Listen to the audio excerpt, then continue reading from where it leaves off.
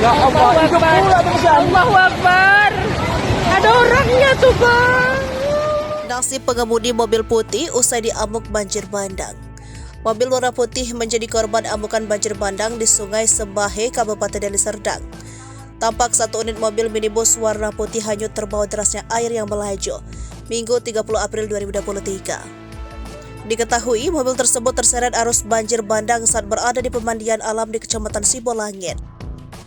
Mobil yang terseret banjir tersebut ditemukan warga 500 meter dari lokasi awal. Saat ditemukan warga, kondisi mobil ringsek usai hanyut terbawa derasnya air. Kondisinya pun remuk dan tak berbentuk lagi. Mobil ditemukan di pemandian Lembah Naga, Kecamatan Sibolangit, Kabupaten Deli Serdang.